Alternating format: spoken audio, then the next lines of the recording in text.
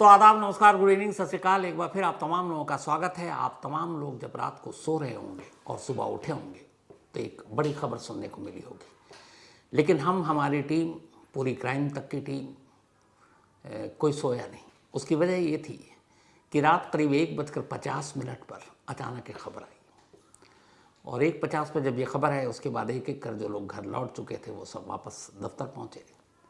कुछ लोग अभी अभी गए हैं ताकि थोड़ा आराम कर लें, फिर वापस लौटें। तो कल रात आखिरकार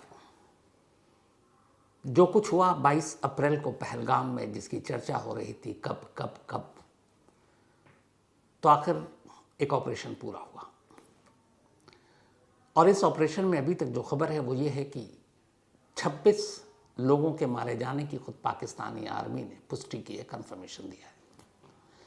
सुबह से आप लोग अलग अलग सोशल मीडिया पर, न्यूज़ चैनल पर एक नाम सुन रहे होंगे, ऑपरेशन सिंदूर। इस पूरे ऑपरेशन सिंदूर की पूरी डिटेल, जो खुद एक प्रेस कॉन्फ्रेंस हुई अभी, जिसमें colonel Sophia Qureshi, wing commander Vyomika Singh, दो हमारी जांबाज महिलाएं, देखकर गर्व होता है स्क्रीन पर जब वो आकर इस तरह से ब्रीफ करती हैं।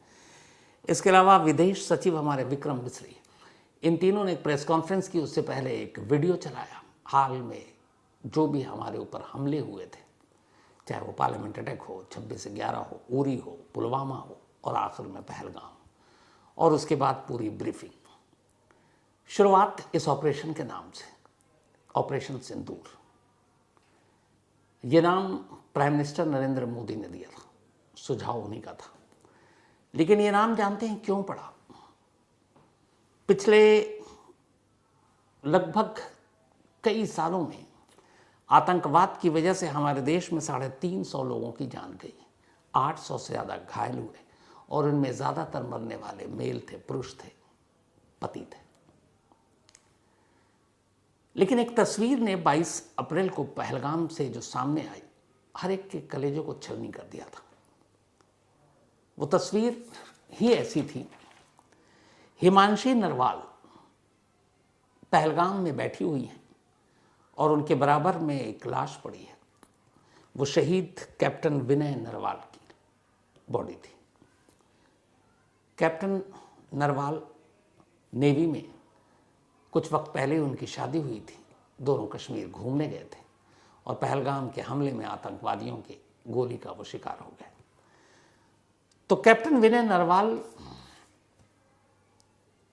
की बॉडी के पास उनकी वाइफ हिमांशी नरवाल बैठी हुई है और ये तस्वीर पहलगाम अटैक की असल में एक सिंबॉलिक पिक्चर बन गई। जिसने भी देखा कलेजा फट गया। और यही वो तस्वीर थी जहां से इस नाम की बुनियाद पड़ी, ऑपरेशन सिंदूर। यानी वो हिमांशी नरवाल थी और उनके हस्बैंड की वो के पास जो वो बैठी हुई है, चेहरे पे कोई भाव नहीं, जैसे पता नहीं, कुछ समझ ही नहीं आ रहा क्या करें। वो एक तस्वीर सैकड़ों कहानियां एक साथ बयान कर रही थी। एक पत्नी जो कुछ वक्त पहले ही शादी के बंधन में बंधी थी और अचानक विधवा हो गई। उसी एक हिमांशी नरवाल की वजह से इस ऑपरेशन का एक नाम जन्म लेता है और ये उन तमाम विधवाओं के लिए जिनके पति आतंकवाद का शिकार हुए, और इसीलिए ऑपरेशन का नाम रखा गया ऑपरेशन सिंदूर। 6 और 7 मई की रात थी। आज 7 मई के लिए पूरे देश को मॉक ड्रिल के लिए तैयार रहने को कहा गया था। सारा ध्यान मॉक ड्रिल की तरफ था। पाकिस्तान भी ये सोच रहा था कि मॉक ड्रिल है, इसका मतलब है पहले लोगों को तैयार करेंगे सुरक्षा के बारे में, और कम से कम 7 मई तक तो कुछ होना नहीं है। लेकिन यही प्लानिंग कुछ और थी। एक तरफ पूरे देश में मॉक ड्रिल का ऐलान कर दिया गया, खबर पाकिस्तान तक पहुंच गई और खामोशी से इस मॉक ड्रिल के आगाज़ से, शुरुआत से पहले ही 6 और 7 मई की दरमियानी रात 1:05 से 1:30 के दौरान 25 मिनट का कुल वक्त दिया गया था हमारे एयरफोर्स और उनके जाबाज अफसरों को। 25 मिनट में ऑपरेशन को पूरा करना था। और इन 25 मिनट में उन्हें 9 टारगेट दिए गए थे। और ये वो 9 टारगेट थे जिनमें कोई सिविलियन नहीं, कोई रिहायशी घर नहीं, कोई पाकिस्तानी आर्मी का इस्टेब्लिशमेंट नहीं, कोई पाकिस्तानी आर्मी का बेस नहीं, कैंप नहीं। सिर्फ और सिर्फ 9 वो ठिकाने जहाँ से आतंकवाद जन्म लेते हैं, जहाँ आतंकवाद को पाला पोसा जाता है, उन्हें ट्रेनिंग दी जाती है और फिर बॉर्डर पार कराकर उन्हें भारत को लहूलुहान करने के लिए भेजा जाता है। इंटेल यानी इंटेलिजेंस रिपोर्ट के बाद इन 9 ठिकानों को लॉक किया गया और अब इन 9 ठिकानों पर ऑपरेशन को अंजाम देना था। ऑपरेशन सिंदूर के तहत बेहद खामोशी से रात के अंधेरे में, और ठीक 1:05 पर यह ऑपरेशन शुरू हुआ और 1:30 पर ऑपरेशन खत्म हो गया। 9 ठिकानों को नेस्तो नाबूद कर दिया गया। अब ये 9 ठिकाने कौन से थे, ये हर कोई जानना चाहता है। इनमें पहला था मरकज सुभान अल्लाह। ये जैश ए मोहम्मद का बहावलपुर, पाकिस्तान, पंजाब में एक बहुत बड़ा और बहुत इम्पोर्टेंट ठिकाना था, जहाँ ये हमेशा मेन सेंटर था जैश ए मोहम्मद का। 15 एकड़ इलाके में ये फैला हुआ और इस सेंटर में, इस मरकज़ में हमेशा नए नए आतंकवाद को पैदा किया जाता था। और यही वो सेंटर था जहां 2019 में जो पुलवामा हमला हुआ, उसके सारे आतंकवादियों को इसी सेंटर में ट्रेनिंग दी गई थी। नाम है मरकज सुभान अल्लाह, बहावलपुर, कराची के पास, पंजाब, पाकिस्तान। ये इंटरनेशनल बॉर्डर से 104 किलोमीटर की दूरी पर था। ये सबसे गहरा टारगेट था, क्योंकि इंटरनेशनल बॉर्डर से 104 किलोमीटर अंदर घुसकर मारना सबसे रिस्की काम था। पीओके तो चलिए हमारा बिल्कुल करीब में है, एलओसी के बॉर्डर, लेकिन ये 104 किलोमीटर, इसका मतलब है पाकिस्तान के अंदर घुसकर ऑपरेशन किया गया और बाकायदा इसकी तस्वीर है। तो मरकज सुभान अल्लाह, इस मौलाना मसूद अजहर जो इसका चीफ है जैश ए मोहम्मद का, ये उसका मेन सेंटर था। और इस सेंटर से न मालूम कितने ही आतंकवादियों को तैयार किया गया और इसी सेंटर से पुलवामा के जो आतंकवादी आए थे जिन्होंने हमला किया था, ये इस सेंटर से थे।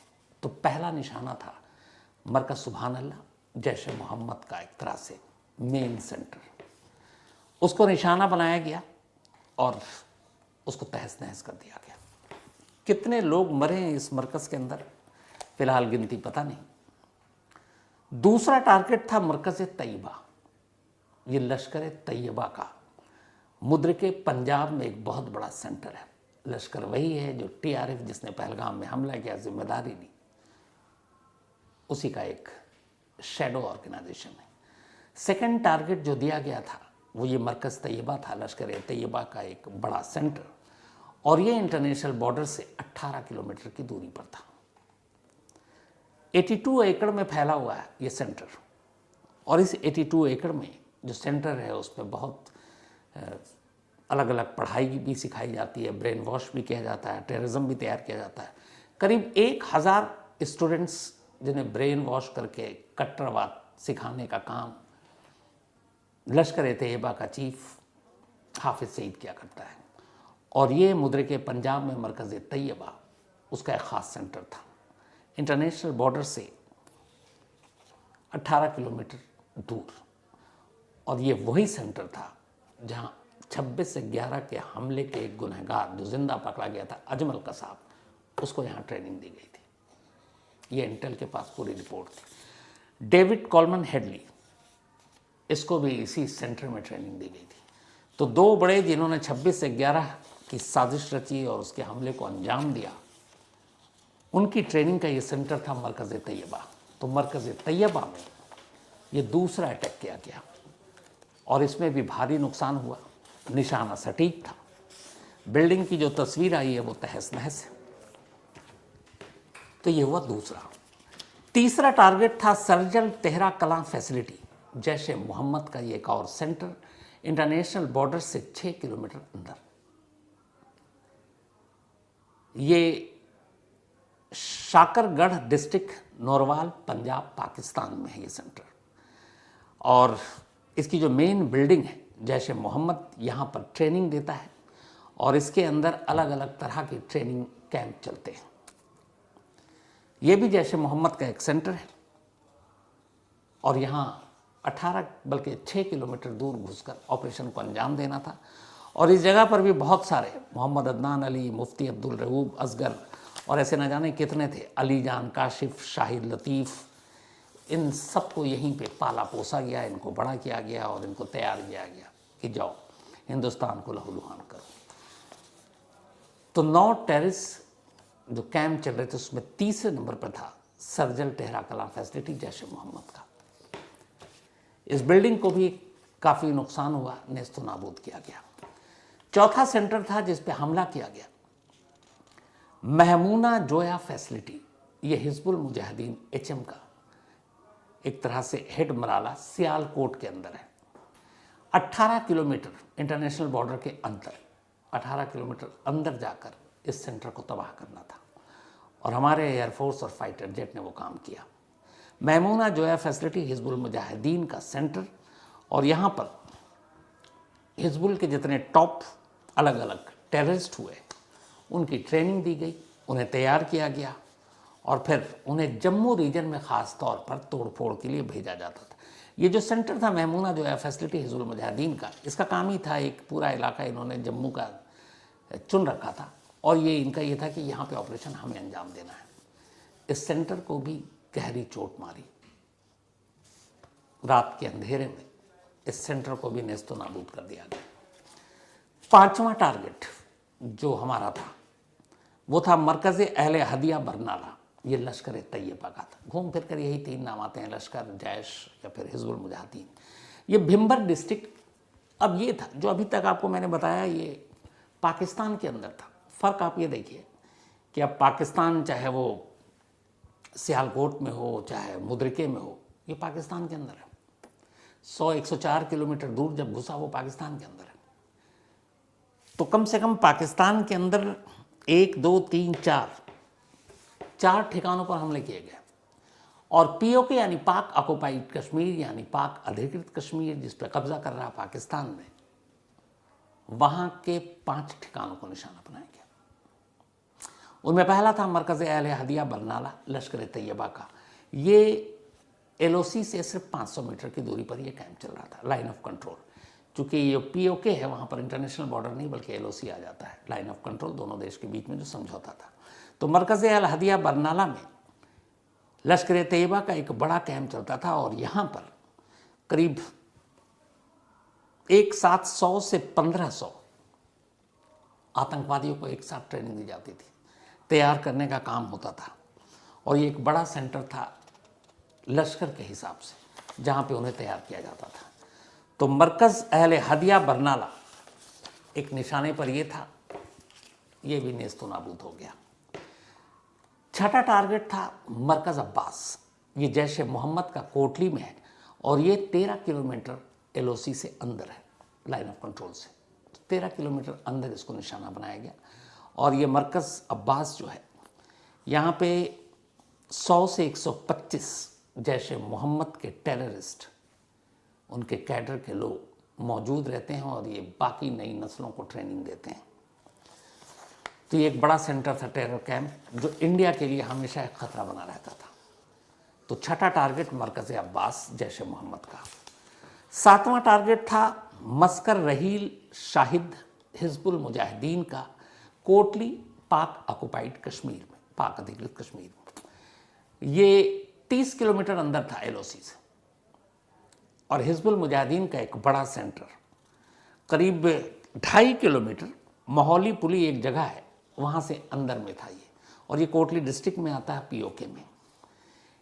ये कैंप हिली एरिया में है और हिली एरिया होने का ये बड़ा फ़ायदा उठाते हैं। करीब 150 से 200 हिजबुल मुजाहिदीन के टेररिस्ट इसी कैंप में रहते हैं, 150 and 200 ऑलवेज। वो ट्रेनिंग देते हैं, बाकी को ट्रेनिंग देते हैं। और हाफिज़ सैयद सलाउद्दीन यही वो कैंप है जहाँ खुद आकर नए नए रिक्रूट्स को भर्ती करने से पहले उनका वेलकम करता है, उनके अंदर जिहादी फितूर भरता है। तो ये एक टारगेट था, टारगेट नंबर 7, मस्कर रहील शाहिद हिजबुल मुजाहिदीन, 30 किलोमीटर अंदर LOC से। 8वां टारगेट था शरवाई नल्ला कैंप। ये लश्कर तैयबा का मुजफ्फराबाद POK में। करीब 20 किलोमीटर अंदर था ये एलओसी से। और ये लश्कर का, अगर मुरीद के को छोड़ दें तो ये उनका सबसे ख़तरनाक कैंप में से एक है। मतलब ये वो कैंप है कि जो सबसे उनके लिए इम्पोर्टेंट होता है। यहाँ पर इसी कैंप में बाकायदा हथियारों की ट्रेनिंग दी जाती है, हथियारों और गोला बारूद, असलहे, ये सब कुछ रखा जाता है। यहाँ पर कमांडर बनाए जाते हैं, कमांडो की ट्रेनिंग दी जाती है, कैसे आपको हथियार यूज़ करना उसकी ट्रेनिंग दी जाती है। तो लश्कर-ए-तैयबा के हिसाब से ये शवाई नल्ला कैंप जो मुजफ्फराबाद में है, 20 किलोमीटर अंदर एलओसी से, ये एक निशाना था और इस पर भी सटीक निशाना लगा, नेस्तो नाबूद हो गया। ये 8वां कैंप था। इसके अलावा जो 9वां टारगेट था हमारा, वो था सैयदना बिलाल मरकज़। मरकज़ जनरली सेंटर को कहते हैं या केंद्र के लिए, उर्दू में उसे मरकज़ कहते हैं। ये जैश मोहम्मद का था, यानी मौलाना मसूद अजहर का, और ये भी मुजफ्फराबाद पीओके में।